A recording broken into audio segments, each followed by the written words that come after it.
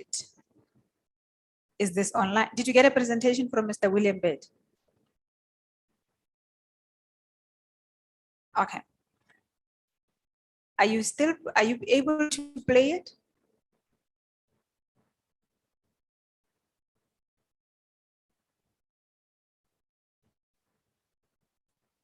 Okay.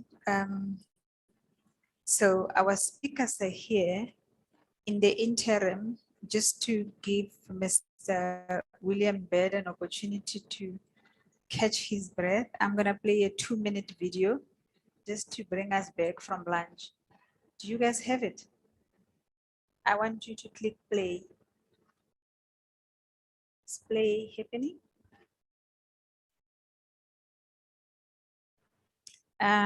It's just to set up the stage for what's gonna happen. Seems like people disappeared. I don't know where they disappeared to. Huh? They're still eating lunch. Was the lunch long?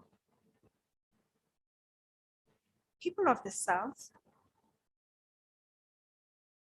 gentlemen, what's happening? Hello, what's happening there?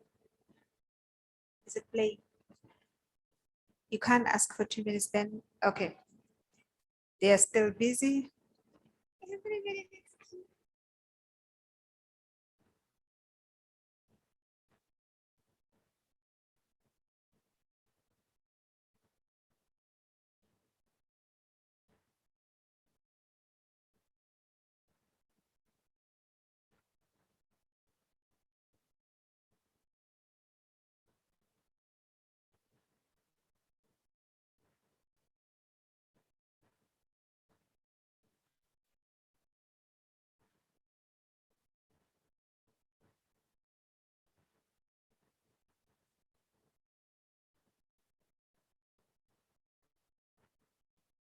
Are you ready?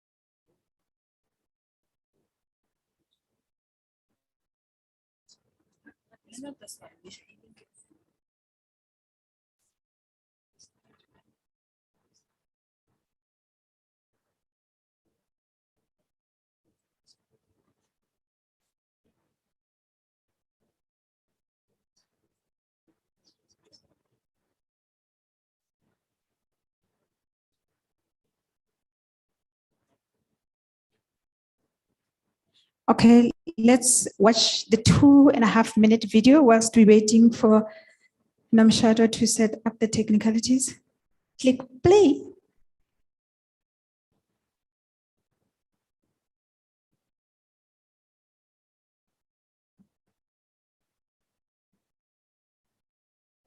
My first semester at MIT, I got computer vision software that was supposed to track my face. It didn't work until I put on this white mask.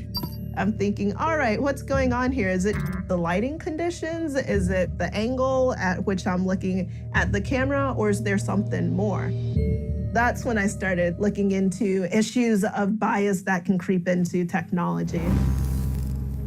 Our ideas about technology that we think are normal are actually ideas that come from a very small and homogeneous group of people. Vast amounts of data at incredible speeds. Everybody has unconscious biases, and people embed their own biases into technology. This kid got stopped as a result of facial recognition misidentification. and then used that as justification to search you. This is an innocent child. Racism is becoming mechanized. Systemic issues are only going to be hardwired into new technologies. It's not just face classification, it's any data-centric technology. Every day, we are all being scored. Who gets hired? Who gets housing? I am making predictions for your life right now. The people who own the code deploy it on other people, and there is no accountability. Management at Atlantic Towers wanted to install the facial recognition software. Pretty much turn this place into Fort Knox. The technology is rapidly adopted, and there are no safeguards. We are socially controlled in a way that we don't see. Technology that analyzes faces could be biased, but the company is pushing it anyway. What demographic is it most effective on? White men. Show me that it's going to be fair, that it's legal before you put it out. That's what we don't have yet. It's going to take people coming together, striving for justice in this age of automation.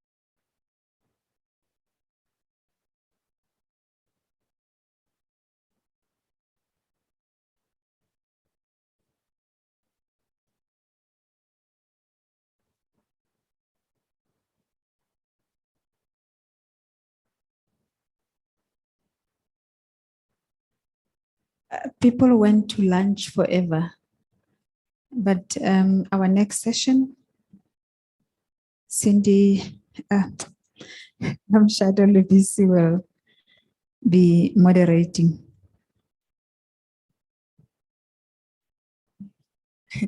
I'm now Cindy. Where's Cindy?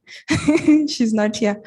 Thank you, guys. And I know usually after lunch, the food is still digesting.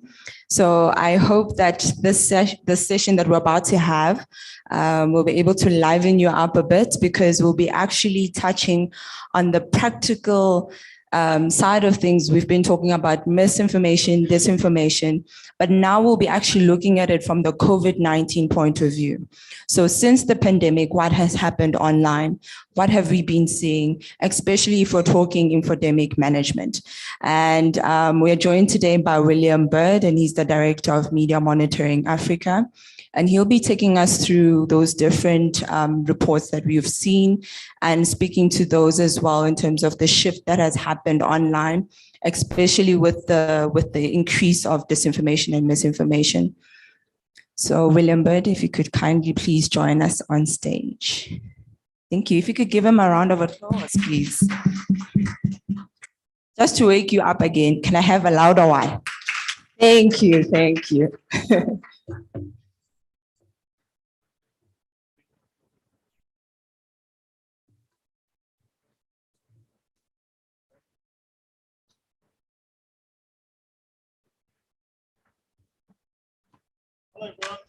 Okay, I was going to ask you if you could give a brief introduction. Here you go. Perfect. Okay. Hello, everyone. I'm William Bird. And normally I run Media Monitoring Africa, but I don't normally. I do it pretty much all the time. So thank you for having me here. I'm still getting used to this idea of being back in reality again, as you can tell. I'm moving around here and expecting to just have my device work. Just seeing how many there are and who you are. It's good to see some of you. I don't know if I know any of you, but my eyes are terrible, so I probably can't see. My apologies if I do know you and I haven't recognized you. It's a factor of age and tiredness. Right, so, that's very good. So what I wanted to do this afternoon was just talk through, sorry? Not yet. Now I do. I had it. It's gone. I have it. Thank you. I wanted to just chat through some of the issues around mis and disinformation around COVID in particular. Obviously, because of where we've been, and to give you some idea of what government's been doing. I'm just moving this away because otherwise I can't see you in the. So, it was. I think it was already in March in 2020 that the head of the World Health Organization, Antonio Guterres, forgive my pronunciation of his name, talked about the fact that we're not just facing an epidemic and a pandemic, but we're facing an epidemic of mis and disinformation. And they now call it an infodemic. Hands up, those of you who are familiar with that as an expression. Infodemic. Okay, cool. So when they talk about that, what they're referring to is that in as much as you're dealing with a health crisis, oh wait, before I get there, anyone in this room think that COVID isn't real? Hands up. If you're brave enough to put your hand up, you can put your hand up and then you can walk out of the room. Because then we don't want to see you here any longer. I'm just kidding. We won't ostracize you like that, but I will ask colleagues to hold you down, and then we'll get one of the nurses to come and vaccinate you forcibly. Anyone here not believe in mandatory vaccination? That's a different issue. But anyway, okay, so let me stop being silly. So what they're talking about is this idea that in as much as you're dealing with a health crisis, you're also dealing with an information crisis. And this is most wonderfully illustrated by that other orange-haired lunatic who until recently was running America. Most of us know him as Donald Trump. What Donald Trump has done, mostly bad things, let's be clear. But what he's done that's good is that he's put this idea of disinformation onto the global agenda, precisely because he and his lunatic followers actively pursued an agenda of trying to destabilize and undermine democracy in America, right? When they went out with the idea of saying that the elections were stolen, they weren't just doing it because they had a legitimate concern. They weren't just doing it because they had a political bias. They were doing it because they were trying to undermine what people knew and what they believed and what they thought was credible. Right? So it's part of a fairly systemic or systematic agenda to undermine what people think that they know. Now, why would you do that? Because if your reality is not going the way that you want it to go, then you start to try and change that reality, right? And this was something that came up right at the start of his presidency, when at the start of the presidency, people said, look at the number of people that attended Obama's inauguration, and there were those images of millions of people. And then they said, look at the number of people that attended your inauguration, and there were significantly less.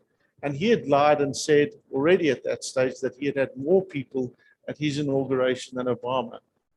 Right, so that creates this hardcore disjunctive experience with reality, because all of us saw how many people were at Obama's inauguration and then saw how many were at Trump's inauguration, and the numbers were significantly different. Yet Trump was telling us that the numbers here, even though they were smaller, were a lot less.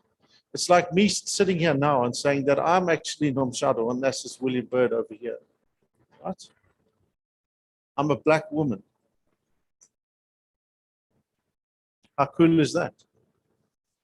Right? If I start to tell you that, and I hope that you start to believe me, and I tell you, no, really, I'm a black woman, and this is a white male over here, and he's just sitting down and being quiet for a change, because that's what white men usually do, not, right? I'm the black woman, and I'm being assertive and taking control of the scenario, and I'm leaving the white man to sit in a corner and not say anything. Right? That's it. There's this disjunctive reality there where you're looking at me and you're going, but hang on a minute, what I'm seeing is not a black woman. I'm seeing very obviously and very clearly a white man sitting in front of me telling me that he's a black woman. That's exactly what Donald Trump does most of the time, right? He says, you see something like this, you see a white man, but that white man tells you he's a black woman, and that's what he hopes you'll start to believe. Now, if you start to do that as part of a systemic agenda or a systematic agenda, and you start to push that, and you're pushing a disinformation campaign, pretty much, right? More recently, we've seen this with the DA in our recent election results. And forgive any DA supporters in the room, but the leaders are clearly, completely and utterly mad. A lot like Donald Trump, right? Which is to say that they're not necessarily doing it because they're stupid or because they're crazy. They're doing it because it's part of an agenda to shift the narrative and stop people thinking what is so clearly and painfully obviously the case, right? So the DA, instead of coming and saying, yes, we had our results were not very positive, and in fact, we lost a lot of ground. What they've tried to do is spin that to say, no, we actually did better than anyone else, right? Same thing as Donald Trump saying the elections were stolen from us. The elections were not stolen from them. The evidence is overwhelmingly clear and abundant, just as it is with the DA. So this has become a very popular and very common technique of our modern politics. The thing with this kind of technique is that it's deeply, profoundly dangerous because it doesn't just undermine the sense of democracy in the states, or it doesn't just undermine the credibility of our elections locally. Right? Helen Ziller tweeted a few weeks ago, about 10 days ago, she tweeted that there were thousands of votes were suppressed, or I think she said suppressed, and either this was a deliberate plan by the IEC or it was incompetence or both. Right? Now, if you think about that, what she's doing there is actively saying to us, don't believe what the IEC is telling us. Now that becomes a problem. Why? Because the moment you don't believe what the IEC tells you about the elections, then why should we believe them about anything? And if we don't believe the IEC when they said the elections are free and fair, then what does that mean about our democracy? And what does it mean about the voting process we've just gone through? It means that you can't believe it, right? What does that do for you as a member of the voting public? It says that something has been stolen. There's an injustice somewhere. If you're a normal person, that should leave you feeling quite anxious and concerned about what that means for democracy. Now, the relevance of all of this is that these same techniques are being applied now in relation to COVID mis and disinformation. Except here, it's an even bigger challenge because, of course, it's not just one clear political party or political person pushing an agenda. It's a group and a coordinated strategy by a whole range of different people, many of them completely nuts, many of them funded by right-wing agendas from the United States, some of them funded by the Russians, some funded by the Chinese, some funded by their own ideas. We've got someone in South Africa called Nick Hudson, right, who runs this outfit called Panda. They push an overt anti-COVID, anti-vaccination agenda, not so much because they necessarily believe it per se, but because there's money in it for them, right? So they've got a commercial agenda that now starts to get behind why you're pushing mis and disinformation. You've got an ideological agenda behind this, and then you've also got some kind of other political, and then you've got the nutcases. So the nutcases are, to a degree, easier to deal with because they just believe in all sorts of crazy things, right? And they're a lot easier to kind of dismiss in terms of being able to understand where they're coming from. So the nutcases in South Africa, you would have seen them on the news. There was one of them. Many of them seem to come from Cape Town. And again, my apologies. Maybe there's that whole, secede and have a Cape Independence Party, those kinds of people, right? Many of them look like me, white men. But anyway, aside from that, I'm not suggesting that all white men are habitually insane. Many of them, but if you go and you look at the people there was a woman who said that she was feeling all sorts of things about COVID, and she was telling you all sorts of issues about it, and that this is part of a plan, and that they're going to inject us with microchips, and that this is all about control. Sounding familiar, any of this? Right? Those people, at least we understand where they're coming from. They're living in a different kind of dimension to the rest of us. And then you've got the others that are pushing that agenda that's linked to some other kind of commercial instance.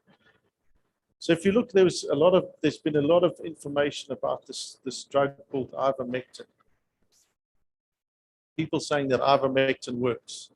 The reality is there's no clear evidence at this point that ivermectin works to actually address or make COVID, make you recover from COVID faster or prevent you from getting COVID, right? That's the reality. And there's lots and lots and lots, thousands of scientists. In fact, all you need to do is go to Google and you'll find that. So you've got your people that are conspiracy people. You've got your ones that are making money. And then you've got some of these people, and I want to just show you, I'm going to share. I can see myself on my screen. It's started a disturbing picture. Okay. There we are. So this is a woman called Barbara Stanley Allen. And this is her Twitter feed. And there was a particular version of a post I was looking for from her.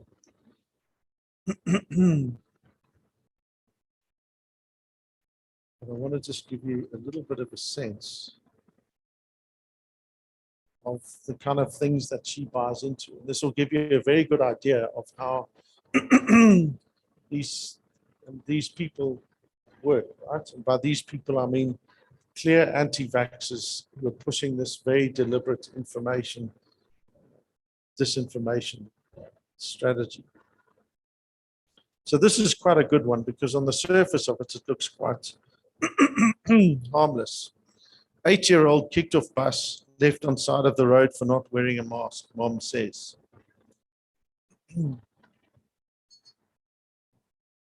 Anyone think that that might be disinformation, and why?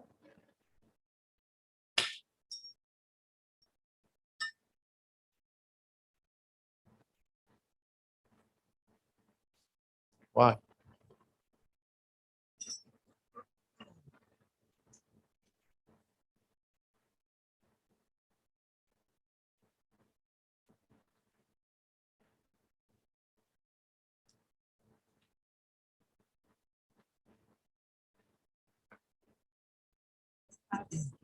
For not wearing a mask, whilst technically most of the places they distribute masks, there's that consciousness of making sure that when the people enter the bus, they get sprayed, they get masks. If they didn't, but I don't think it was just using the emotion of me as a mother wanting education for my child to discredit. Okay, that's one view. Next. Anyone else think this is a problem? Or is this just fun? And how would you know? Yes.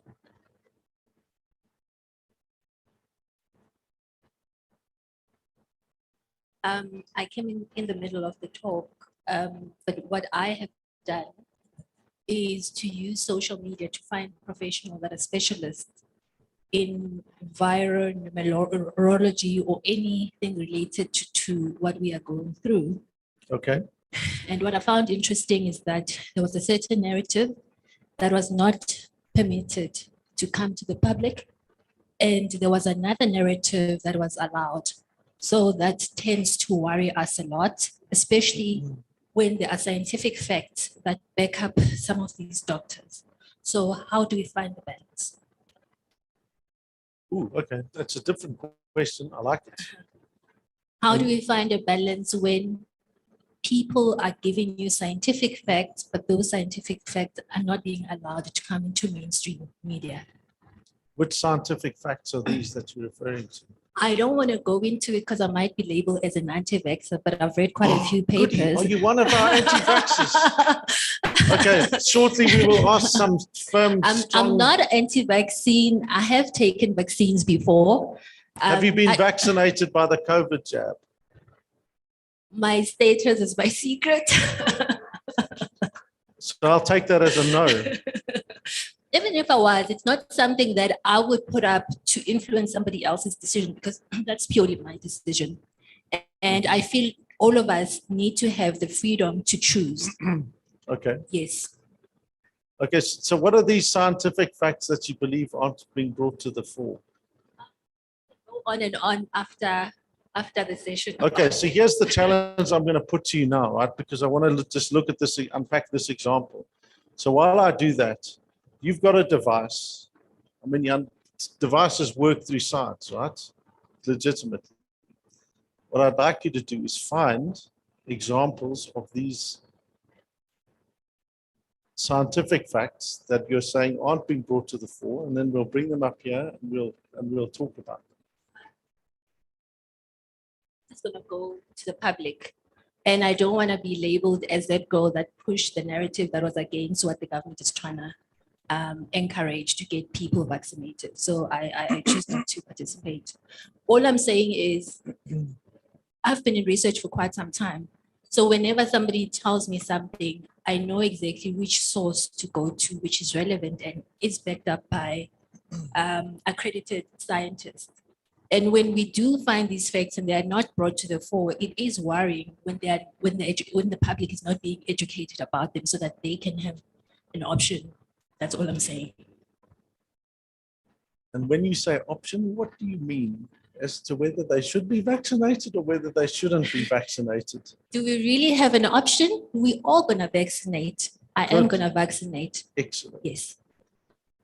But why aren't we being given an option to either follow a healthy option or take the easy route and go vaccinate? Because we've always had that option. Why is it an issue now? My challenge stands. Yeah. While I'm discussing this, I'd like you to find some of these alternative or scientific evidence that you want to present. No, I'm not presenting them. Had I wanted to, I would have opened you don't have to YouTube channel. present it. You can send it to me. I'll come and get it from you, and then I'll put it up here, and I'll say this is a site. I think I've said enough to represent those that would like to express their point of view, but are scared of being labeled as anti-vaxxers. Okay, so there's legitimacy in that, right? And please remind me if I don't come back to this issue of hesitancy and being labeled an anti-vaxxer when you aren't an anti-vaxxer. Right, yes. Young man in the corner. Me? 61 years old, never mind. Thank you. From where I look, you look younger. Oh, I love you too. If I look at the school bus thing, I do consider that there are some very cruel people in the world, and therefore it's quite possible that a bus driver kicked a kid off. If I ever came across that bus driver, I would let him know my opinion and think that he did something that was extremely dumb. I'm assuming it's a he. If it was a woman, that would be even rarer for a woman bus driver to kick a kid, an 8-year-old kid off the bus. I'm not quite sure at what age are children mandated to wear masks anyway? Can someone help me? Is it like 3, 5-year-old? Is it 8-year-old? That could also be relevant. Maybe it happened, maybe it didn't. Does it affect me personally? I don't like the idea, but I don't think it affects me personally. I want to go back a step. Ivermectin. I've been following a UK doctor on YouTube for quite a long time.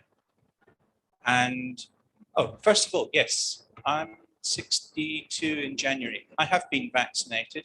I got vaccinated 2 days after it was sort of open to the general public if you were of age, etc.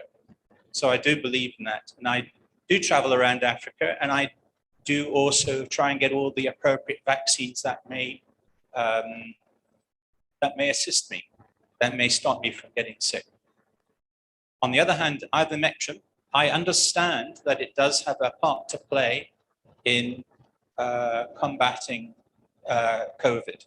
My understanding is when COVID COVID cells get into a cell or in the body, the first thing it wants to do is to generate very, very long protein chains. Those very long protein chains then come out of the cell, and then another part of the virus needs to chop those cells up into more manageable lengths. And when that happens, then these cells can be joined, that these protein chains can be joined into such a formation that generates a new COVID cell. And that what ivermectin is portrayed as doing is helping block the bits that cut the long protein chains up. It's complicated enough that I have no reason not to believe it. And whether I believe it or not, like I said, I have been vaccinated anyway. And I always believe that there's more than one way to fight a war, or one war against COVID in this case. And I still fail to see whether, I fail to see that ivermectin might not in fact assist in that particular process. A number of papers were quoted coming from UK places, etc. I'm from the UK myself, and everything from the UK is obviously perfect, like me. So I have difficulty believing what you say about ivermectin. Thank you. Okay. I didn't expect this on a Friday afternoon, but I'm quite delighted by it to a degree, I have to admit. So you would have seen that as you were talking, I did this Google search. Google's a wonderful tool, or it can be at any rate. And if you look here, you'll see that there's an NIH link, and you can see I've actually visited this before. And I'll tell you why I've been to this one and to this one here. So this one is from Nature, right? Nature is one of the leading scientific journals anywhere in the world. And if you look at these things and you read what they say, what they'll tell you here is they'll have all of the evidence about these things, and they'll explain why issues have been accepted or rejected. So let me just get you this privacy notice, sorry. from a journal like Nature, or you can go back and have a look at the one from the NIH. And you can go and search all of these sources. The difference between this as a source and Nature as a source, as opposed to one of these other ones like this person, is that this person doesn't actually understand science. This person on this Twitter handle here isn't peer reviewed. This person isn't backed up by years of clear, verifiable evidence. These people are, right? These are real life people. These are doctors and scientists who go around and they put forward a method and they test it and they do research and they come up with overwhelming, incontrovertible evidence. And on the basis of that, they posit their latest or updated theory, and then they make whatever drug or whatever thing it is, right? The way science advances and the way that we're all able to be engaging and communicating right now with each other is because of entities that believe in science and scientific rigor and scientific verifiable evidence. It's how we make these incredible devices. It's how the internet works. All of these things work on scientific principles, which isn't to say that they are faultless or that they can't and shouldn't be challenged. If any of you go to a legal proceeding, or if you go to an academic process with any of these scientists, you'll see that many of them go there to just shred the other one. They'll go into that room and they will say, oh, but I don't like this. How did you get this? Where does your evidence come from? What was your assumption? What were these issues? What were these issues, right? It's incredibly rigorous the way that they test these things, so that you can only make a claim that gets verified if it actually is verifiable, right? That's on a very basic level, the distinction between science and the scientific process that you can find on a site like this, or Nature, or The Lancet, or even if you look at what our government is telling us, right? As opposed to a source like this, or someone on BitChute. Someone who says there's a lot of evidence out there that isn't being put before the public. If there is evidence there, put it before the public. The reason that I'm challenging you on your ivermectin claim is because a simple Google search shows me from actual credible sources that ivermectin hasn't been found to be effective. They haven't said that there's no evidence of that. What these pieces of information and these journals by various sources tell us is that there's no scientific evidence that it actually does what people are claiming that it does do, right? Now, the fact that we're engaged in this debate is already evidence of the power of mis and disinformation, right? Because we're engaging in something that actually we shouldn't need to be engaging in, and it's to a degree it shows the success of it, right? When Donald Trump says the elections were stolen from me, what they're wanting you to do is engage in that as a potentially credible thought, to say, were the elections actually stolen from him? And you then spend a lot of time and energy worrying about whether the elections actually were stolen from him, when in fact, they clearly, patently weren't, right? And this is a similar thing that occurs here. Now, going back to this, and then I'll bring those things and try and hopefully tie them up together because we're only running out of time quickly, is that if you look at this post here, it's very telling. I haven't clicked on that link yet. I don't know where it goes. It says opr.news. But what's powerful about this, right, is that this is the kind of thing both our speaker here and our young man there said when they spoke. This is the kind of thing, it hits you in your emotions, because, and all of us as parents, or even as family members, would be outraged if you were to kick a child off a bus, right? On a basic premise that sounds like an unreasonable thing to do. Now, she's posted that quite deliberately because this is what one of the powerful tools that people who use mis and disinformation do is that they want to tug on your emotions. They want to make you feel angry. They want to make you feel outraged. They want you to ignore the science and the reality. So when Donald Trump, at the end of 2020 and at the start of 2021, was making people get angry about the elections being stolen, he wasn't doing it to say, we need to look at serious reform of our electoral process. We need to challenge how these and these things work. He wasn't doing that because he didn't actually have that evidence, right? What he was doing was making people angry enough to go and storm their Capitol building. And it's a similar thing here, right? And in South Africa, these things are interestingly linked to other kinds of political machinations around how you combat and try and deal with information about the COVID pandemic.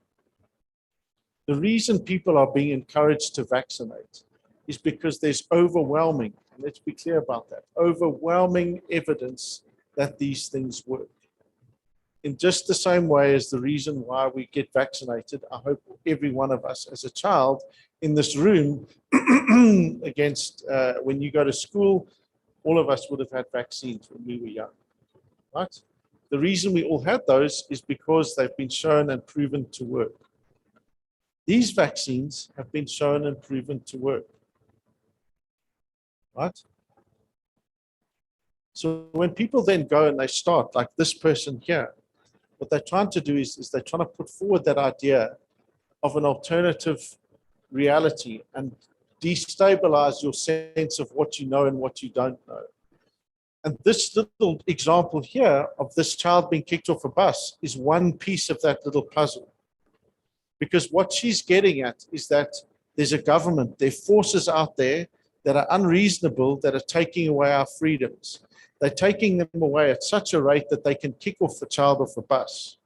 If you then go through some of her other tweets here, right, you'll see that it's not just about COVID.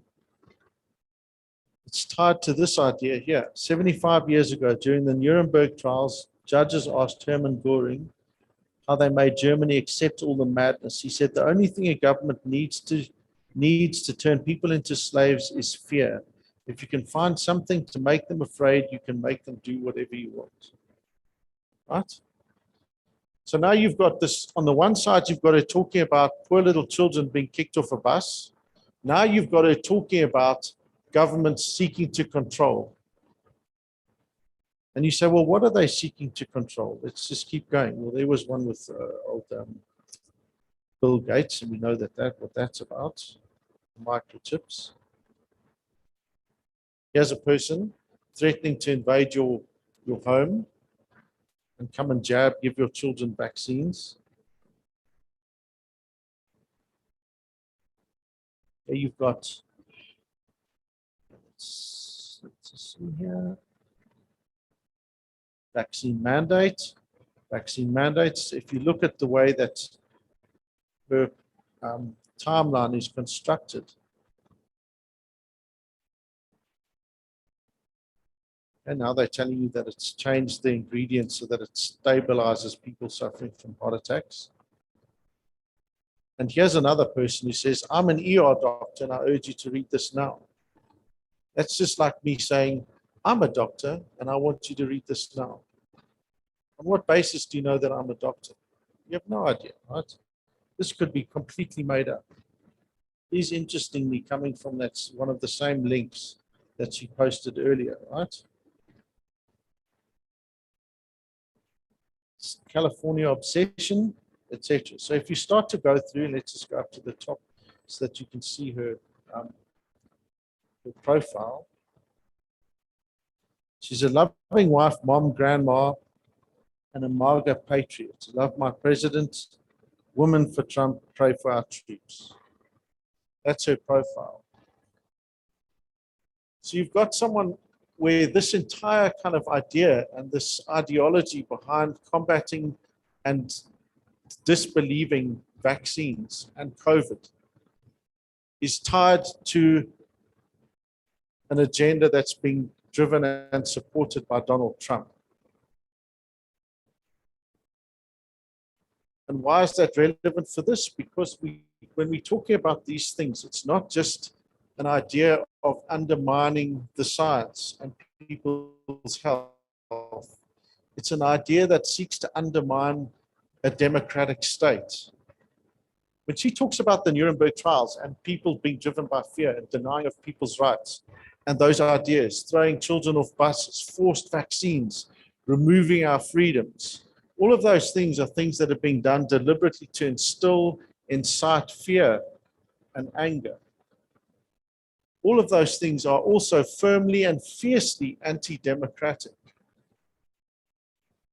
So when we talk about this as a pandemic and why it's dangerous because it undermines not just the COVID treatments that we have available. It's dangerous because it undermines the very foundation of democracy.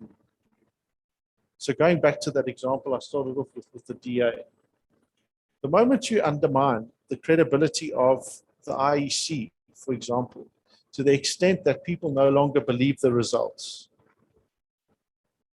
If we don't have a credible institution and we didn't have credible elections, then can you say that we're a democratic state? You absolutely cannot say that we're a democratic state. That's a very different thing to saying that if the IEC were corrupt and they were involved in stuffing ballots and all of that, that shouldn't be clearly exposed and challenged and questioned, right? Because that's what you do in a democracy. But the one thing, mis and disinformation doesn't just undermine issues of science as it does around COVID. It doesn't just undermine the credibility of your democratic bodies. It undermines your democracy, full stop. It's deeply, deeply, profoundly dangerous. The people that are using it now are using it because they are short-sighted for their own short-sighted interests. They're not realizing that, or maybe they do, some of them, that in using a strategy of disinformation, they're not just undermining their opponents, they're undermining everything about a democratic state. They're pushing a state that is a lot closer to the Hitler that they put up as the evil person that he was. So these things matter, right, on a very, very big scale. They matter because they put people's lives at risk. It matters because it undermines our constitution. It matters because it undermines every single democratic institution that we have in this country. It matters because it undermines our sense of knowing if something is true or if it isn't. Why does that matter? Because if you don't know if something is true or if it isn't, as a member of the public, you can't make an informed decision. And if you can't make an informed decision, is it a democratic state? No, it isn't. So where does that leave you? It leaves you in a place where you need a strong ruler or something, or an entity or a group who can come in and tell you what is or what isn't true, or however they say, however they choose to see things. Those things fundamentally are about power and usually about corruption. But if you look, extracting this now from mis and disinformation about COVID to this kind of shift to this populist right-wing anti-democratic agenda around the world, right?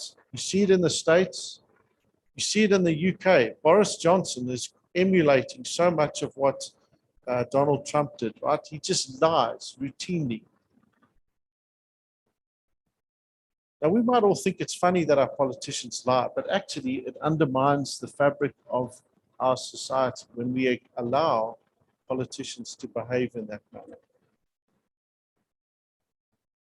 So these things then all matter, because if we want to live in a society where we each have a voice, where we can go and find credible information on different issues and ideas, then we all have to do everything in our power to fight mis and disinformation. So what you can do is you can report things to this site here. This is one of the posts by that same person, Barbara Stanley Allen. She posted this thing here. She posted this. It's not the it's a screen grab of it, where it was a picture of 13, and she said 13 children die of the vaccine in South Africa. Now, the moment you watch this video, you'll see it so clearly and obviously is in South Africa. But bear in mind, she's in America, and in America, they think all blacks look the same. I mean, you know, apparently they do. Unlike whites, because all whites do actually look the same. But blacks, they all look the same. And so when she said these black children died of vaccine, people believe this kind of thing. This same video was used to push the same agenda by a completely different user, which suggests that there is some kind of a systematic approach to pushing these things. But what you can do is go and report these things to this site here. And I'm advertising it because this is something we built as part of our approach to deal with mis and disinformation. What you'll see about this is that we are clear and open about who funds us. And when you want to submit a complaint, you go there and you fill in your name and your email. Don't worry, we won't spam you with anything. That's a way of keeping you in touch with what happens with your complaint. And then you fill in what you're complaining about. And if it's found to be mis or disinformation, like that complaint that I just showed you a few minutes ago, let me see if I can go back there. Oops. Sorry. If it's found to be mis or disinformation, we can write to the platform and ask them to take it down. Now, the good thing about this, and recently, is that the platforms are starting to take a bit more notice of these things. What the platforms have been guilty of is that their algorithms and their business models have been making money off mis and disinformation. Why? Because mis and disinformation thrives on content that is short, that's sexy, and that's shareable, and that gets your emotions running. And those are features that all ring true with the way that the algorithms on these social media platforms work. They favor and they promote content that does all of those things. So whether intentionally or not, and there's debates we can have about that, but the platforms have been actively involved in helping to spread mis and disinformation. Now, I know I'm just about out of time here, but I want to go back to Our Lady. Have you managed to find these alternative, this evidence?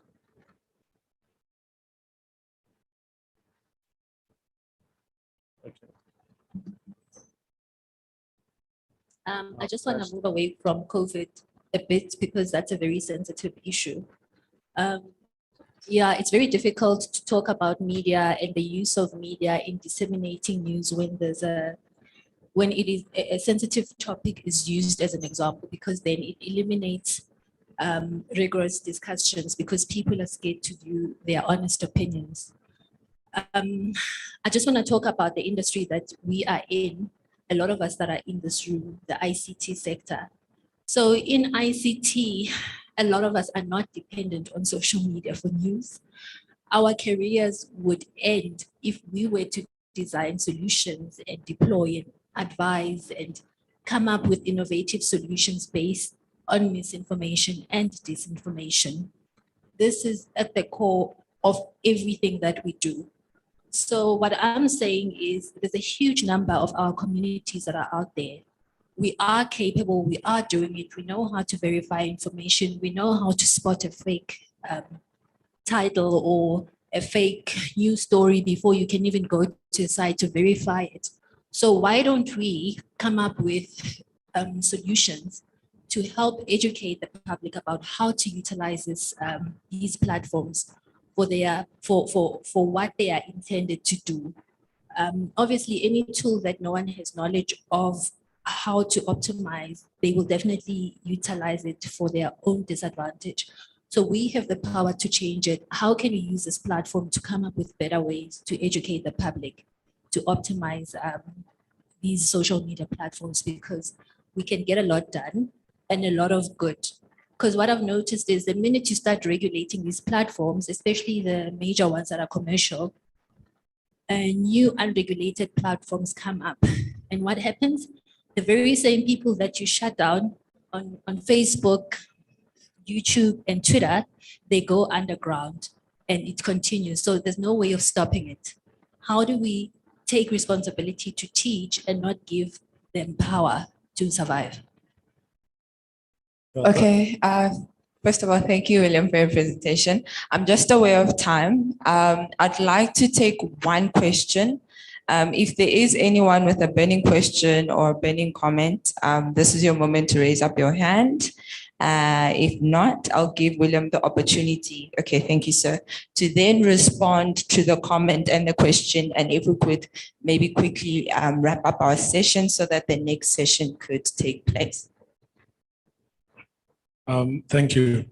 I think from someone in the space of security, the threat landscape has changed in a sense that the attackers are no longer looking at the systems. They're looking at what we call information operations. So we now talk of cyber-enabled information operations, which means they target your brain, target how you think about things, target how you make your decisions. So this is where the whole disinformation and misinformation as enabled by the cyberspace and the networks comes in. One must obviously say that disinformation has always been there. If you read about the previous wars, you will see that it's always been there. But the technologies that we have and advances, as convenient they are for some of us, others are using them for some of these things. But it's important for us to note that as we think that by having patches, by having a firewall, we are safe. The attackers are no longer focusing on those systems, but focusing on the content that is on YouTube that our kids are watching and whatever it is that is online. So we sort of need to think that, yesterday I said the world is moving very fast. So some of these things are old. Thank you. Thank you, William. You can go ahead, respond to the two comments and give us your last closing lines, please. Yeah, so those are actually lovely, and I completely agree with both of them, which is to say that you do need, I mean, I know I've been hard on you and I'm sorry, but you do need people to be able to go and do their own research. One of the things that we do as an organization is that we work with children because you have to give them the skills and the ability to self-regulate. They have to have the skills and the capacity to be able to know what's real and what isn't, and to know what kind of things they should be looking at and how to act when they see things that are bad. Because if you do try and regulate these platforms particularly, well, let's not say if you do try and regulate, because they already are. If you try and overly regulate, or if you try and censor to the extent that we're seeing some governments and countries taking that approach, you are then going to lose that battle completely, right? So there are middle ways of kind of addressing those questions, and ultimately it does come down to people who need to be able to find different ways of doing that. We need to regulate our internet in a way that favors people being able to hear diverse views and voices. We need to regulate our internet in a way that encourages small community media to start up in the middle of nowhere. For that to happen, obviously, we need everyone in South Africa to have access to the internet, like yesterday. Fast, cheap, reliable broadband, everyone should have access to. And then you've got to find ways of making sure that those people, small communities, whoever they, charity groups, whoever they are, whatever they want to do, whether they are three moms who run an ECD facility, if they want to start up an entity that talks about their issues, they should be able to do that and find ways of doing that. But the way the internet is structured currently, that isn't going to happen, because there are too many other forces at play that will seek to shut those kinds of entities down. And the internet currently favors particular models. It favors mis and disinformation. And your point about speaking to people and influencing the way that they think, that account that I showed you does all of those things. Some of those accounts and some of the posts that she made may very well be true, but they are part of an approach to thinking that is not encouraging of democracy, not something that supports it. So my closing comment would be this: if we want to live in a democracy, and South Africa is a democratic state, for all of our faults, and we've got many faults, and we know this, right? And lots of deep-seated historical inequalities, etc., etc. All of those things are real and they're true. But if we want to live in a democratic state, we have to start to address mis and disinformation as a clear threat to that democratic state. And that means, A, that we act against it, and B, it means that we have to equally reinforce democratic bodies and structures.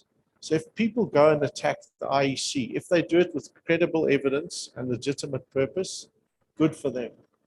But if they go and they do it as part of a political strategy, we need to call them out on that, and we need to hold them accountable and make sure that they don't do that, because it doesn't just undermine the IEC. It undermines ZADNA, it undermines the judicial system, it undermines our parliament, it undermines every institution we hold dear. Thank you so much, William Bird. Can you give him a round of applause for that input? So I'd like to call upon Ms. Baratang Mia. She'll be introducing our next session and speakers. Here you go, ma'am. Thank you very much, William. That was very informative. So I'll be facilitating the next session. We have exactly 15 minutes, and then the next speaker will join for the rest, and Sonwabo will. Okay, so We'll be speaking about community networks in previously disadvantaged communities. This is how the session is going to work. I'm going to allow Sonabu to speak for 15 minutes. When he's finished, Mr. Mark Elkins will speak for 15 minutes. And when Mark starts speaking, he will be alone on stage with you, with no shadow, because Sonabu and I are on our way to the airport. And unfortunately, I'm going to change it a little bit. Is that fine with you? Then Mark will close and you will continue with the panel. Thank you very much. Let me welcome Sonabu. How long is your presentation? You're fixing the furniture. You just fixed my furniture. Okay.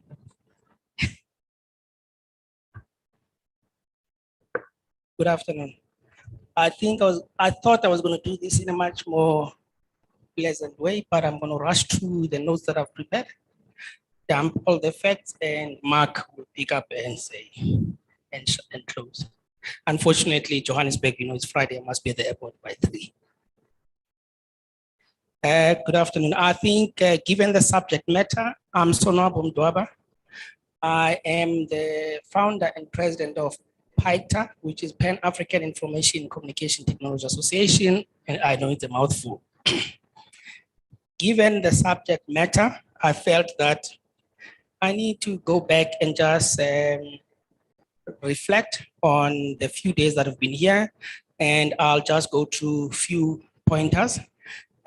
What is really internet governance? And in my take, internet governance refers to the rules and policies and standards and practices that coordinate and shape global cyberspace. Millions of digital devices and massive amounts of data, software applications, and electronic services became compatible and interoperable.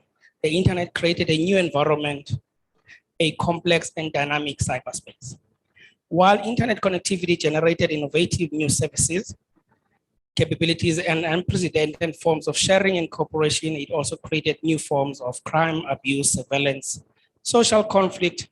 Internet governance is a process whereby cyberspace participants resolve conflicts over these problems and develop a workable order. I'm sure everyone is asking, why is this guy going back to cyber internet governance? If we are to look at infrastructure development or ICT or digital adoption in the previously disadvantaged, which in my space, I prefer to call it rural and peri-rural communities. These are the communities that have been forgotten.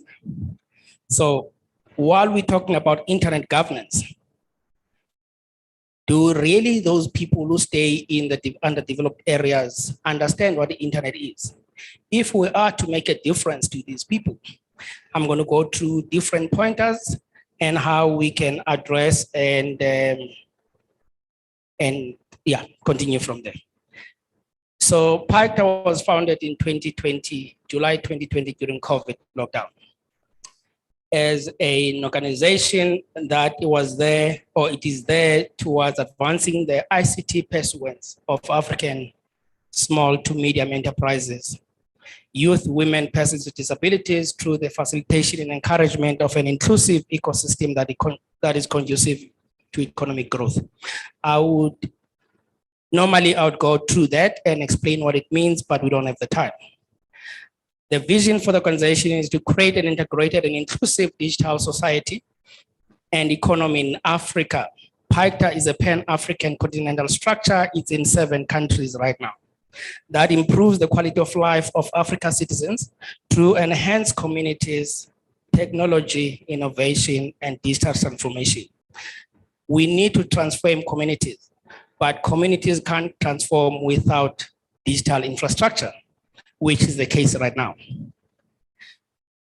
Our strategic objective is just to highlight why it is important. We exist to creating of an enabled digital environment or digital ecosystem. We actually engage and work with these underdeveloped areas. Me being a son of Zlalini, I come from Zlalini. So I'm talking about something that I understand very well. Bridging Africa digital divide and accelerate Africa digital transformation access. You know, there's the subject matter is accessibility, access, and digital inclusion. Accessibility is a very important word to look at in accessibility.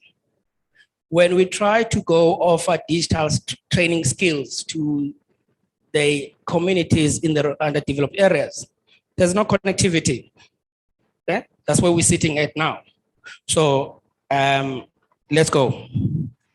So we offer training, and because of the experience, the knowledge that we have, we also guide certain institutions, certain environments with internet access and digital infrastructure devices, basically on how to go about putting infrastructure in the underdeveloped areas.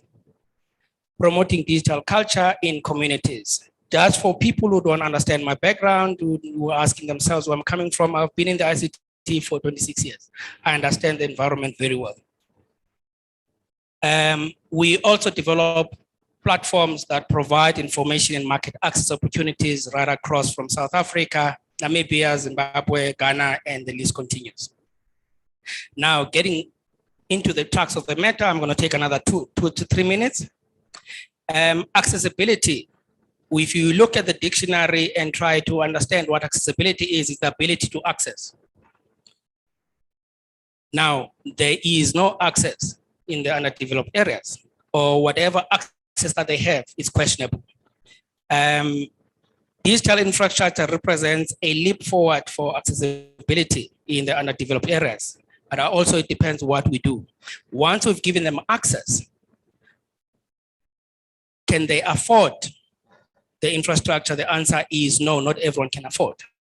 If you look at Africa, I could not find the stats in South Africa of the actual penetration of digital connectivity in Africa.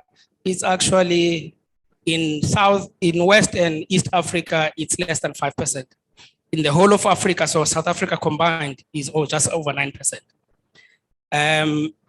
So affordability I've mentioned, usability is important. Usability, you can have access to the infrastructure, you can afford, but if you can't, you're digitally illiterate. That's another challenge. So what do we do to address all these things in these communities? Stats SA, making use of mobile connections. That's what they're saying. Expanding digital access to rural and underdeveloped areas. Basically, it is shown fact that lots of people are connecting through their mobiles, not necessarily that mobiles that are all smartphones, but mobiles to make your voice call. So not everyone can access using those devices. How do we address this? Arthur Goldstruck from Worldwide Works, major factors affecting the amount of active users in South Africa is price of data. This has been discussed here, whether data as content or data connecting to the network. The amount of people who own mobile devices is greater than the internet users. I've said that, I can't expand, unfortunately, I don't have time. Community networks in previous disadvantaged areas, basically. And this, I think we need to reflect, because different speakers from yesterday, they've reflected on this and say, internet is not a luxury anymore. And my position, or Pacta's position, is that actually internet is the fourth utility featuring basically electricity, water, and sewerage services. It is that vital socioeconomic development, as we know that without internet, communities can't be enhanced, can grow. Connectivity is the key to participation in the connected digital world. I'm sure we all agree. SA's injustices are now feeding in relatively new form of disparity. And that is digital inequality, digital access, digital literacy. Digital divide, if we break down digital divide, we can break it down into 3 points.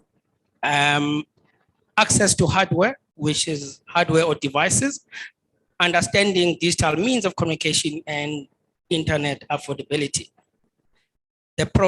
And we are saying provision of presence of, it's very important when you get to rural areas, we need to center or engage community people and not treat them and get there and say, we know what you want. You don't know what you want, but we know what you want. We need to engage these people. And given the infrastructure that exists in the rural areas, the infrastructure that is there that can be used where basically people can converge and connect is we can have our digital access nodes at the schools and at the clinics and whatever. E-services can be loaded into the same connectivity, basically, where if it's fixed wireless or mobile wireless. Education, I need to cover it quickly. Accessibility of information to education is important. Without connectivity, infrastructure, they can't connect. Without access to digital infrastructure, there's no access to employment opportunities. Entrepreneurship is another opportunity. If they get digital skills, they get connected, they can be trained on digital skills. And entrepreneurship. Access challenges, 2 slides. Access challenges, poverty due to high level of unemployment in South Africa, high level of literacy, digital skills and shortage. Low level of infrastructure is not sufficient, basically bandwidth, it does not exist in those underdeveloped areas. Without bandwidth, without connectivity, there's no knowledge access. There's continuous digital divide. Who should be connected and where? All citizens that are not connected, rural, peri-rural areas should be connected. Available infrastructure in these communities needs to be made available and can be developed by different stakeholders. And I'm sure Mark will cover that from a private sector perspective, because private sector plays a very critical role as one of the stakeholders with government, civil societies, and in building these things. And engaging the communities is very important. We must not just people see development happening without them understanding what is the end goal. To bring out the challenges, all stakeholders must come together. I've said that. As PACTA, we have an edge. As we have partners, basically, we've partnered with universities, research houses, technical people. We've got all that in-house, and we can engage and assist all of us and say, how do we achieve to close this gap instead of leaving everything to government? Government is part of us. All the communities ready for, so I'm asking a question, are the communities ready for DNS services? And the answer is no. You can't introduce DNS services where there's no connectivity. Okay? Access from social perspective than a commercially driven engagement. Value-added services can be commercialized for SMMEs to make sustainable income basically on top of the pipe. In closing, co-creation of solution with empowered users. We need real uptake of poor communities of ICT and digital infrastructure and its transformative power. We need to promote and growth of culture of ICT production, enabling local people, especially women and youth, to become content and software developers. Leave it there. Thank you. Thank you for the presentation. So now, is it you or okay, who's taking over? Okay, so I'd like to call Mark Elkins to the stage, and I think on the, okay. So this is gonna be like a proper now panel and information. What I like about Mark is he's been here, he had the first word to the last word. What a lovely way to have you as the closing panel. Yeah, thank you. And thank you everybody for listening to me for the whole weekend. Now I'm gonna ask for a favor. Ladies who are sitting there, can you please move over here? And the guy sitting in the corner, hello, hello, hello. Can you please join this table? Because Mark is gonna talk to himself now. There's no people on this table, on these chairs. If you can just fill these 3 chairs. Guys, can we please move this way? Just fill up these chairs. If we can just move, it's good for us. Just that energy for the last 5 minutes, for the last session. Hello, hello, movement is good for us. If you can just move to this table over here, and everybody else, if you can join this table. The people there at the back, if you can join these other tables. It's just motivating for the speaker, or else you feel alone. Are we moving? Cindy and Ostimagazo, please join here. The guys at the back, please, let's join this table. See, now it doesn't look like you're speaking to droplets anymore because there's too many people in the room. Thank you very much. Bye, guys. I'm on my way to Cape Town. Safe travels, and thank you so much for your input. I think we can give a round of applause for Mebaratang and Mr. Sonwab. Okay, so Mark has already joined us on stage. Thank you, Mark, as he's been our comrade from day one. So I'm sure this session will be the best close off for the whole week. So Mr. Godishan was supposed to be here, but we have a representative who will be speaking on his behalf, Mr. Jabulani Vilakazi from Ginjicom. Is he here? Yes, can you please come up to the stage, sir? Thank you. Please give him a round of applause as he joins us on stage.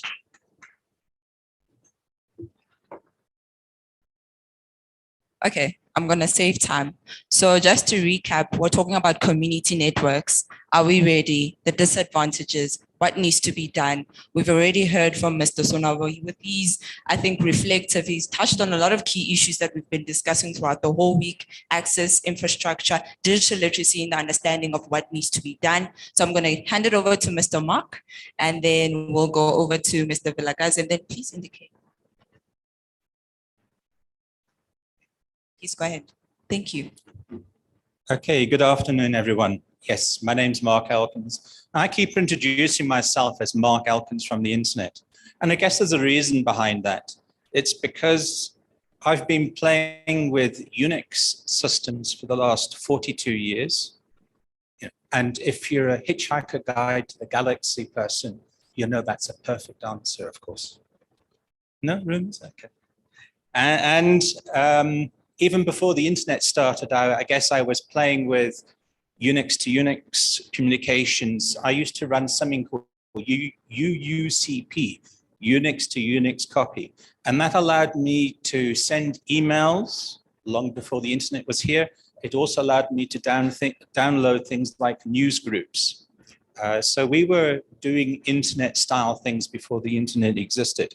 I used to work for Olivetti and set up the first, proved that the internet or TCP/IP was a good form of communications within the group, and eventually got them to donate a Cisco router to a company called Tixa, the Internet Company of South Africa, which was the first, I guess you can say, commercial ISP operation where they had a 64K line through to a guy called Randy Bush in the US.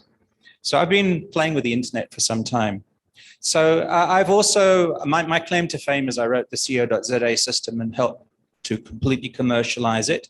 But I've also, so that's domain names. I've also played with IP addresses from being a board member of Afrinic and traveling around Africa. So I understand that. I've attended ICANN meetings. And if you remember in the early, from day one slides, ICANN is the body that kind of looks after these types of resources. I'm still on the domain name security working group at ICANN, so I still play with ICANN a lot. So that's all kind of high level, and I've been to IGFs and I've given presentations there, but I also happen to own a Fusion Splicer machine. So I've also buried fiber and I've spliced fiber. So I've worked at the very top in the government stuff, and I've worked at quite low, well, below ground, let's say, on fiber as well. So sometime about 3 years ago, I was asked to go and fix someone's fiber network. And a young gentleman joined me. And then about 2 years ago, the young gentleman came back to me and I was able to teach him how to splice.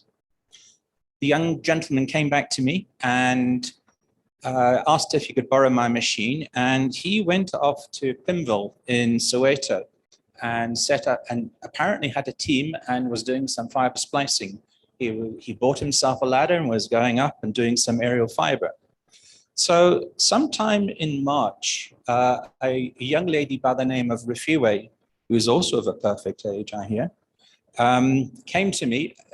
a lady that I have met at South African IGFs, Gauteng, ISOC chapters and stuff like that.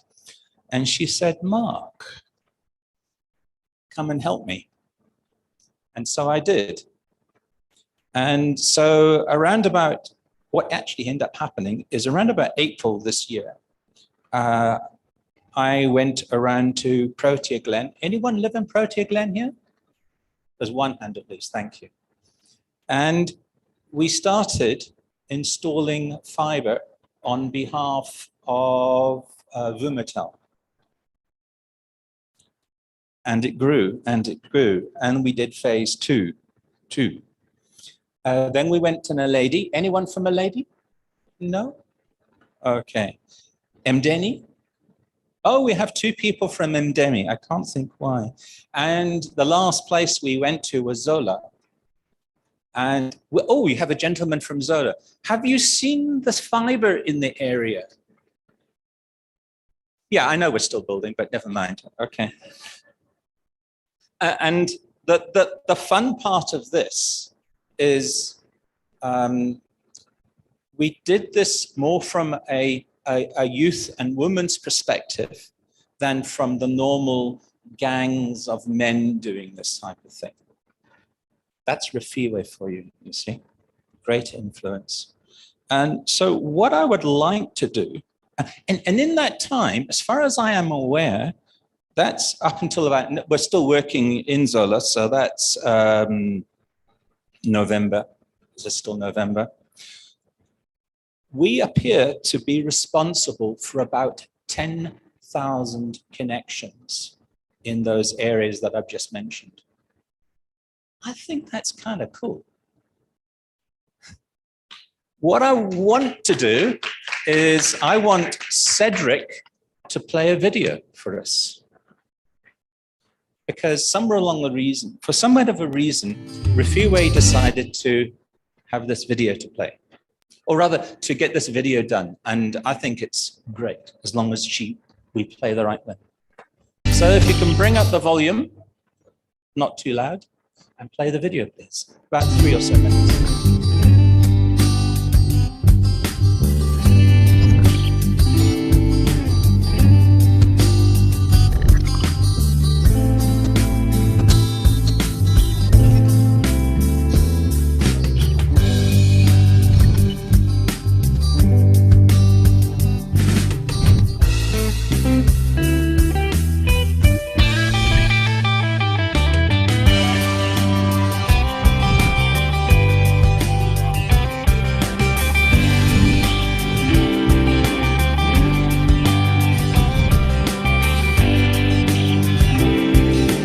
Sitting in the back of my Land Rover. My name is Mark Elkins. My name is Lesejo. I'm a fiber technician. My name is Garabo. I'm also a fiber technician. My name is Mapula Mutabi. I'm a splicing. My name is Fisonkosi. I'm a technician for fiber telecommunication. Hi, my name is Nombulelo. I'm from Soweto, Mdeni. I'm a trainee here at Mdeni. My name is Rufense Sinusi, so I'm a trainee at BaseLink. My name is Ruth Sinos. I'm from Naledi. I've started working here last month as a trainee. Hi, my name is Hadebe. I stay at Mdeni South. I'm a trainee in this company. This is Panning is Chuna, La Pavati is Place. My name is Andani. I am installing fiber here in So one of the things I believe in is free and equal access to the internet for everyone. The whole purpose of this fiber installation is for accessing our Wi-Fi. A lot of things is through internet. So that's why I told them my family could be in Normally, I'm a letterman. So without the letterman, there's no work because I drop the homes. Then I take them out. This is the MMJ, taken from the picture, which is LMJ. A splicing technician is a linesman who installs fiber. Now I'm selected fiber. They ring the splicing like we put it in the training for Fiber Plus and Splitter. So far, I've learned so much So far, I've learned between those naming and counting the fiber. At first, I thought it was male industry, so I saw that also us as women have the opportunity.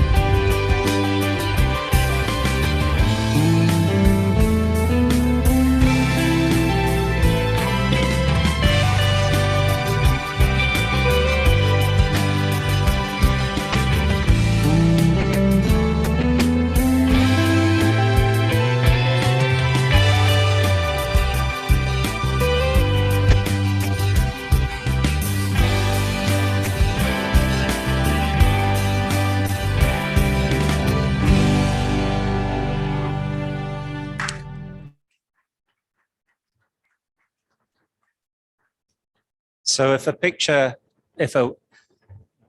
paints a thousand words, and that's why we use the video. I would like to call upon 4 members of this audience to stand up in turn and to introduce themselves because they were in that video. Rafiwe, can I ask you to stand up and introduce yourself as the owner of BizLink and say a few words, please?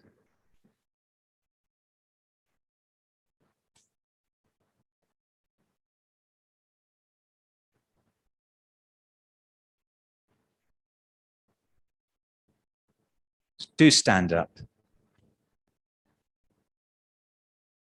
I think I need to use the ladies as well. So standing up can be a challenge. Okay, I'll try though. So good afternoon, everybody. Thank you so much for the opportunity. My name is Refilo Sekopa. I'm from Soweto. Everybody has been saying, okay, let me not say the age, maybe you calculate for yourself. But I was born in 1976. So I was born in April.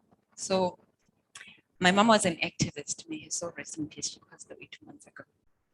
The reason I did this is because when I was born in April, she was not there, basically, because she was busy running around and saying that she's an activist and she's fighting for freedom. During the apartheid era, and they were fighting for Africans not to be the mother tongue, basically. So I said to her, but what about me? You left me when I was 1 month old and you could have died. So she said, no, baby, it's not only about you, it's about all of us at the end of the day. And I guess from that lesson, because she kept on doing it, most of the time she was absent. From that, what I learned is that we all have to give something so that we can all get something back in return. So I learned to basically be somebody that thinks forth, that thinks for other people, that looks at where I'm coming from, especially South Africa. At the time when I was born, it was in the apartheid era. So there was a transition in 1994 to a democratic state. And when I look at where we were at the time of my mother's time, she was fighting for freedom. And when I looked at the fight as we continue, I realized the fight has changed.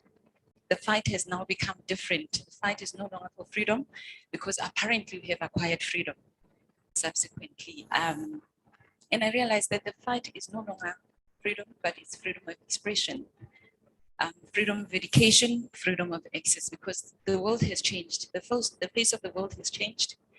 And in a democratic South Africa, democracy gives you independence, it gives you human rights, it gives you access. And I realized that democracy gives me a bubble to exist on my own and have a word to say and have rights and be able to decide whether am I going to be complacent and sit or am I going to stand up and take action. With this bubble I was living in, I realized, no, this bubble is too quiet. There's no much movement still within this freedom. I realized, no, man, I don't exist alone. There's another Refilo that exists somewhere. And that is a virtual Refilo. I think this is what they were talking about when they were talking about creating a persona. So I realized there's a physical refilwe and a virtual refilwe. And how do I then become a one refilwe? So I realized that, you know, my physical bubble has to merge with the virtual bubble.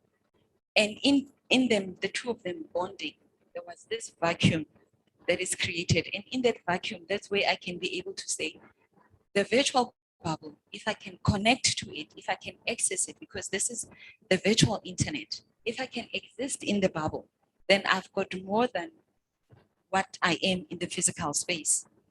So in my bubble, what am I going to be doing?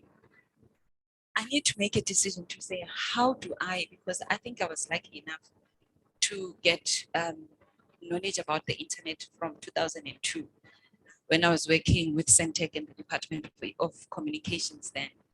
And I realized that this is something that is very unique, that is very needed.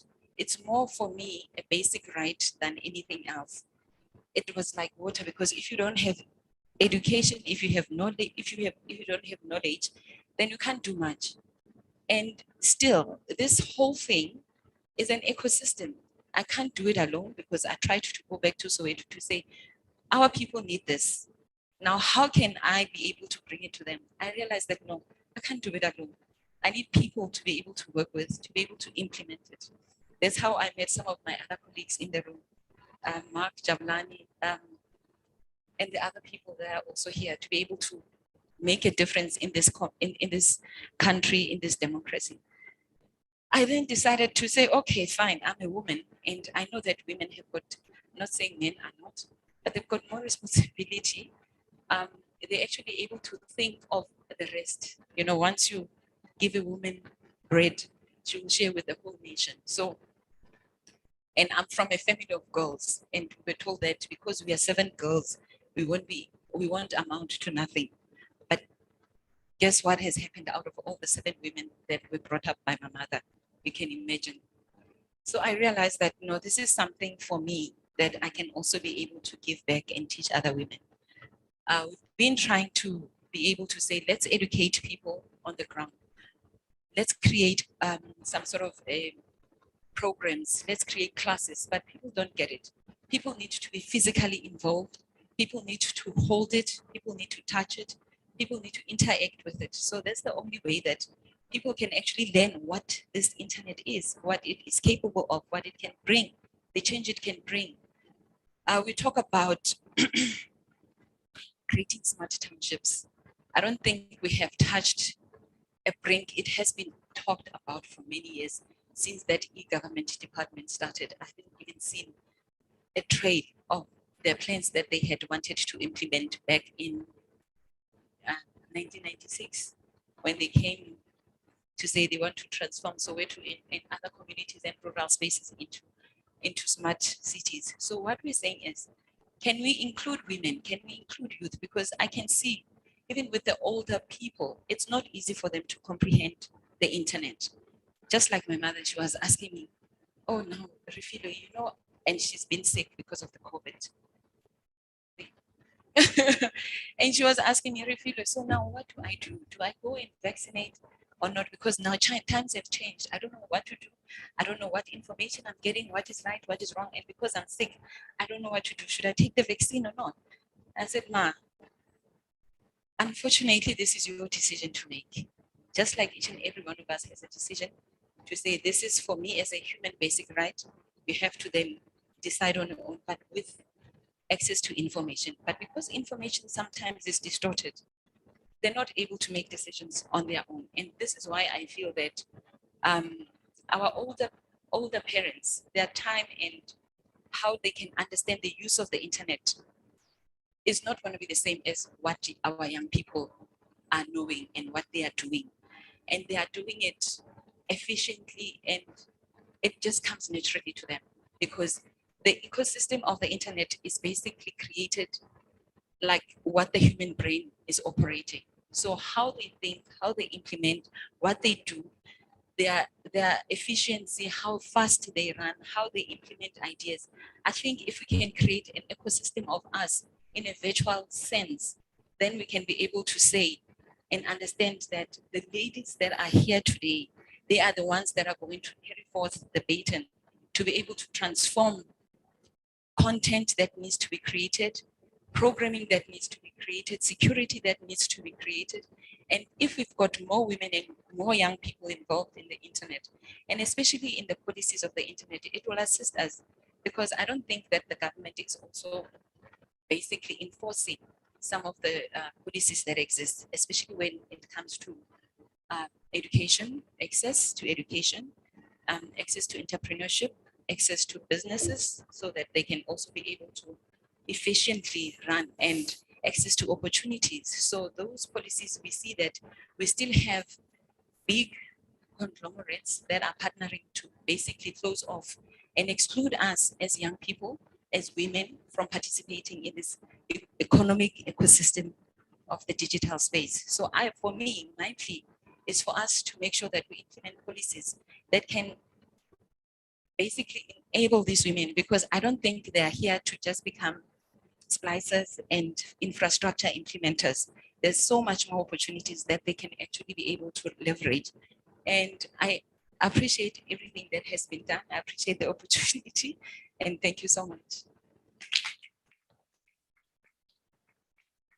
Can I ask you to invite the person to your left to speak next?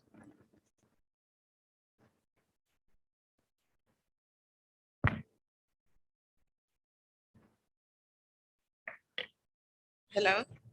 For example, who are you? Where did you come from? How did we find you? Thanks for the opportunity. My name is Mapula Mutlavi. I stay in Protea Glen. I'm a splicing technician. I met Osirifilwe Protea. Well, I was home. I just recently graduated doing my project management. So I was home and this other lady came to me and said, they're installing fiber for Protea. So I heard that they're looking for people to come join the program, ladies, women empowerment thing. I didn't even waste time. I just grabbed my jersey and went straight to Osirifilwe. I remember it was winter. So when I got there, I met Mark, I met Osirifilwe and Sipiso. Unfortunately, he's not here. So Osirifilwe asked me how, do I have any idea of what is this, of fiber and all? I won't lie. As old as I am, I had no idea.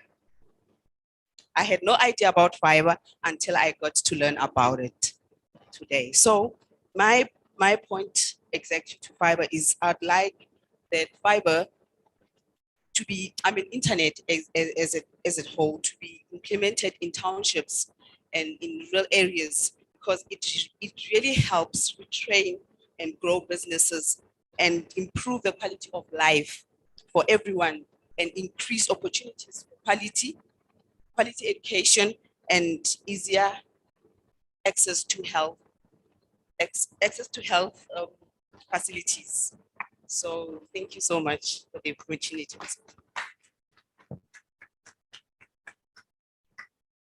And next. I don't want to put you on the spot, but something similar to what Beauty was talking about just now. Good morning and evening today, everyone. My name is Nomulelo Twala. I'm from Soweto, Mdeni. I came on August. I was referred by a contractor to come and learn internet, which is fiber. I met Osirifilwe and everyone there. And what I can say is that it chose me. I was chosen. It chose me and it loved me and I loved it back.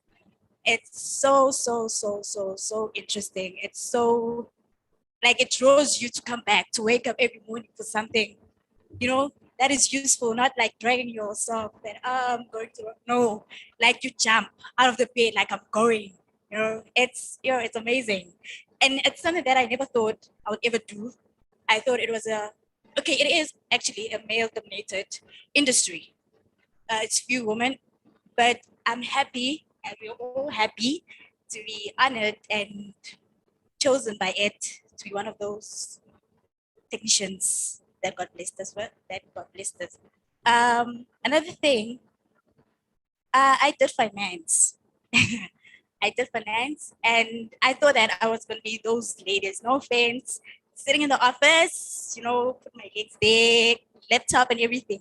But then did you see my face? I was burned, like I was burned, like So but then I love it. No, I love it, and yeah, I'm gonna die with it. It's my passion.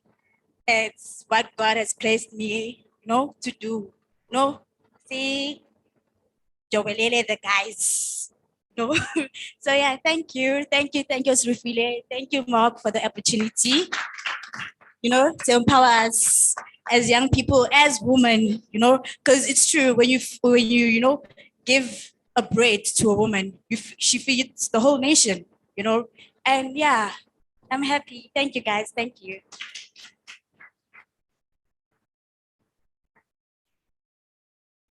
Not going to speak. Okay, never mind. That's fine. That's perfect. Everyone has their own right. So as far as I understand, we've trained about 100 people, or 100 people at one time or another been part of our team. And about 60 of those people have been women. So I think that's rather a nice accomplishment. And we must realize that there's a 40% of South Africa does not have internet and probably won't get internet by fiber because they live in very rural areas. And Refiwe and myself would love to do something about that because we have an ECNS individual license, and all we need to do is get permission for certain frequencies via Elon Musk, and we're made. Thank you very much for your attention.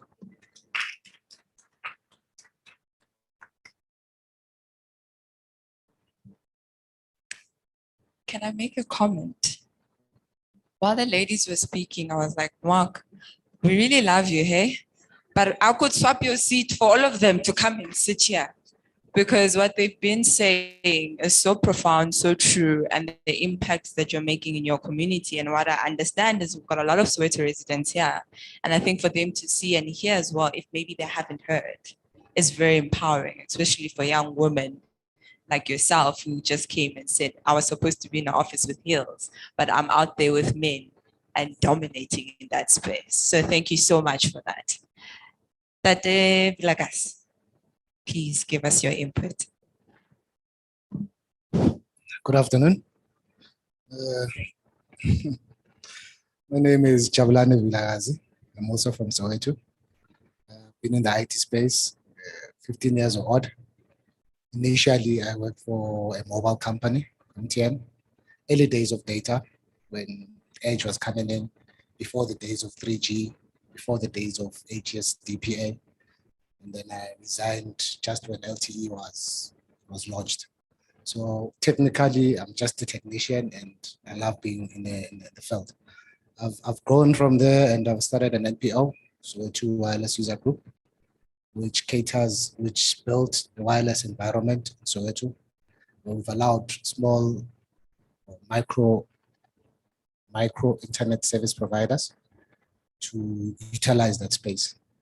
The reason for this was to break the barrier so that we could enable young youth to be able to run their businesses and to be able to connect the people from Soweto. I've grown from there, and I've worked with other wireless internet service providers around the country. I've worked with Wireless Access Providers Association. I also am working with PBICT, Progressive Blacks in ICT, a bunch of ISPs in all the townships. Now I'm working with all the community networks in South Africa. We've got quite a few of them in Cape Town, in Durban, in Eastern Cape. Community networks is virtually a group of people or individuals that would connect the community utilizing the unlicensed frequency bands. I like to call them community networks, but we can also say / community ISPs. Why community ISPs? Why are you not letting big telcos take over? Because big telcos don't have the money to invest in underdeveloped areas. That's where the small ISPs take the space. So I've been working in that industry, and right now I'm currently working as a content creator for what we're doing as a project called School of Community Networks, where we are empowering and we want to expand on the current existing community networks that are around. Recently, we just launched one in Limpopo, Eastern Cape, we're working with Zenzeleni. In Cape Town, we're working with Ovicom, and then Soweto, we're working with Soweto Wireless User Group. Under that, there's quite a few companies that are working under Soweto Wireless User Group, utilizing the infrastructure. And what we plan, or our vision ahead, is to have community internet service providers utilizing the very same infrastructure that Mark and the girls have laid out, and allowing that community to have some sort of economical participation when it comes to the infrastructure that is laid in their community. Driving this and to empower people that are in the communities. Why are we doing this as a community? Someone would say it's better to talk to someone that you can hear. I don't know Vuma. It's better if I call my neighbor to come to do this for me because my neighbor is close by. So those kind of barriers, and the barriers whereby community networks and community ISPs don't have to go pay licenses.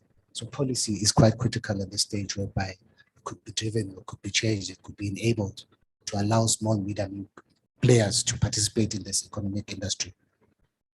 I think that's a nutshell. Thank you so much. We can give him a round of applause.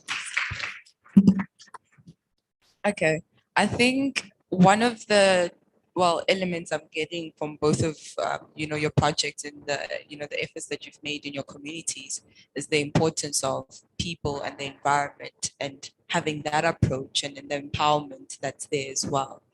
Are there any challenges with this approach? Are there any, we've been speaking about the lack of digital literacy, the lack of understanding. Is that a hurdle in getting that approach to be a success? Yes, you can go. There's a lot of challenges. Currently, our main challenge right now is load shedding, power. We can forget about the AIs, the smart cities, and all the artificial intelligences when we don't have power. So that's the main barrier, and we've been trying to drive across the thought or the solutions whereby we build solar energy and solar power so that we have internet. People were going to work because there's load shedding, which is crazy.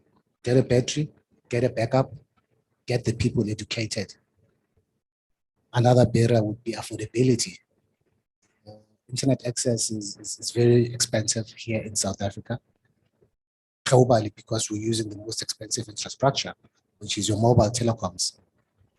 We've got countries that are using fixed wireless, which is unlicensed, which is the cheapest model of accessing internet. We live in a very unbalanced country. And one of the main barriers, again, is affordability. People can't afford internet access. So community networks bring that element and that component, that affordability. If you can afford to provide an informal settlement with 5 rand vouchers for the whole day, something that your mobile industries will never be dreaming of doing anytime soon. So those kind of barriers are kind of barriers that we're breaking as community ISPs or community activists to educate people, to let them know that mobile is not only the solution to access the internet. We've got so many solutions. Maybe Mark would also want to bring up on his challenges and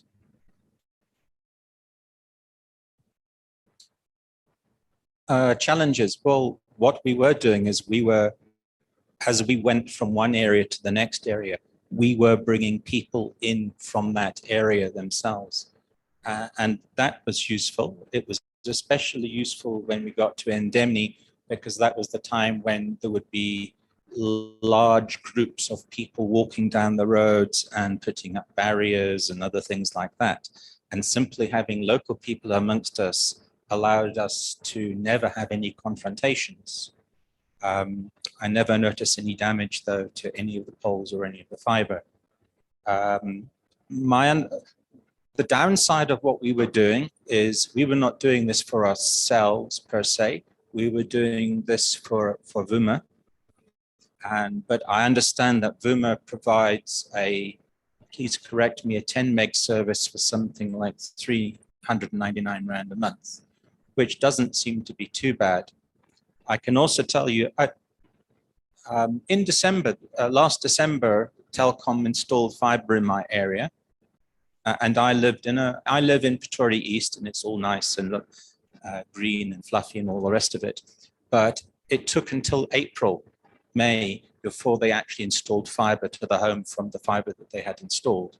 Whereas, for example, when we were working in Protea, Glen, we had literally installed the fiber, we had done the splicing, we had got it ready.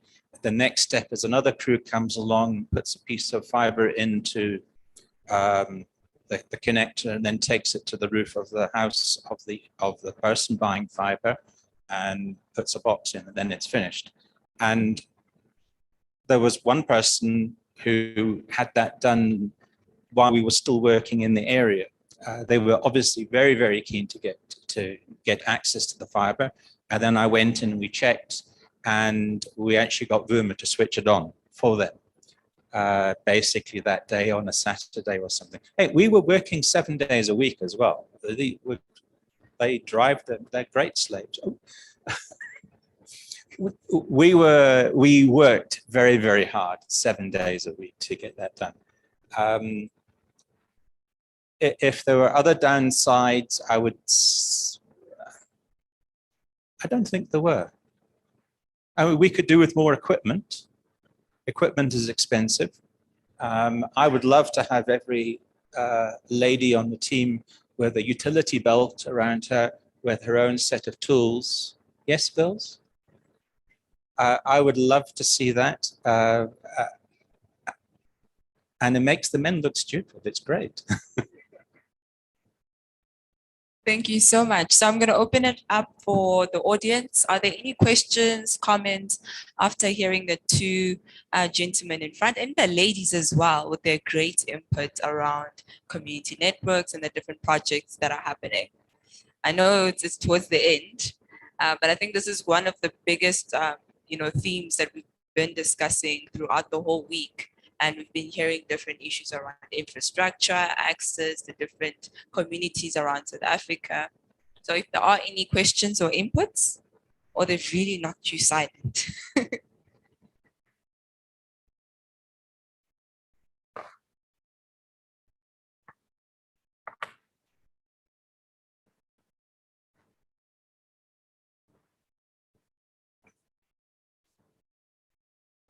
Hi, once again. I'd like to say you guys did a wonderful job. Because of the past 2 days, we were talking about it to say, you find young people standing in your BRT places where they access data, and there's too much steps, for young people who are doing research and everything.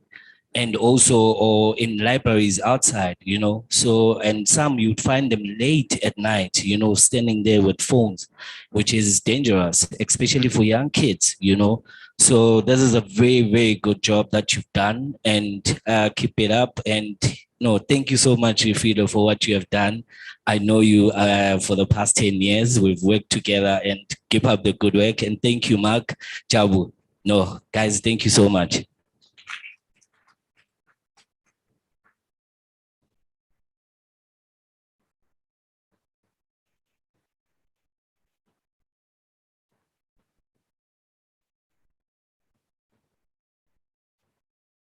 Hello everyone. Can I please speak with my mother tongue?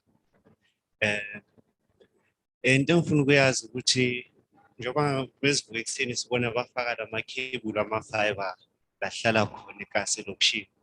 Ngifuna ukwazi ukuthi abantu abayenza abathola lama-skills kwenzakalani nabo, bayaqashwa, baqashiwe, or kuzoyenzakalani nabo ngoba sebakwazi ukuyenza into abayenza. Ngibonga. I think that was for Refilwe to answer. Oh, I'll answer to your question. I'm one of the products. Oh, the question was, after they've received the training, the skills, do they get employed or what? I'm one of the results. I'm employed. I got the skills and I'm working. And I'm working through all the networks now. It's not only Boma, we also do telecom. I've also been doing a lot, OpenServe as well.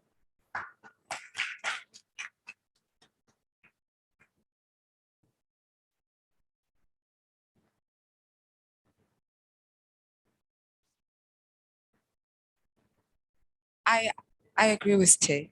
You're doing an amazing job. I was asking if there were any other communities only because what you guys are doing, if it was happening in each and every area in South Africa, I think we would be further. And if these challenges were addressed, affordability, load shedding, different access to electricity, thinking, more green with the solar systems, we would be talking a different language today. And I know we've kept you guys for a very long time. I'd like to thank the two gentlemen in front of me today. Mark, you've been our Mr. Internet from day one. Mr. Vilagazi, we know you about the wires and you're technical. So I think there are quite a few gentlemen or a few audience members here who probably would like to have an opportunity of engaging with you after, because I think Bome Refilwe, Bome Beauty really sold fiber and the manpower behind what's happening when you're seeing somebody by the pole. They're not doing something small, they're doing something big, because that means that they're connecting their community to a larger network, which we've been talking about, the ecosystem that we've been referring about. And to know that those opportunities will be given, it means that our young people have the opportunity to be able to have more opportunities than Bomark, back in the 98, I don't want to expose your age, as you said. So thank you so much, gentlemen. And I think we can give them a huge round of applause for all the work that they've been doing. Thank you so much. So I know we've been keeping you here for the whole week. I'm going to call upon my colleague. She's also a ZAIGF committee member. She'll be doing the most important role, I think, which is giving the closing remarks, comments, and closing off the session that we've had today. Ms. Dinigo, can you please come up and give her a round of applause? She's been exercising with her lovely heels and looking great as she is. Thank you for that lovely introduction, Namshato. I'm going to keep it brief. It's been quite a long week. So we finally at the end of a very informative and super busy week. And I hope that each and every one of us will walk away with this knowledge and use it to empower others. Because we all know that knowledge is power.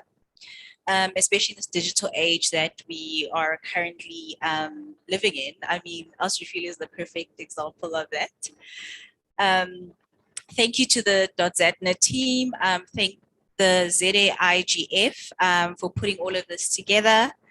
Our wonderful speakers for their contributions, and you, our attendees. Thank you for joining us this week and actively participating. And of course, the Marriott team for hosting us. And yeah, we have come to the end of our program, and I wish you all a wonderful weekend and travel safely. Thank you.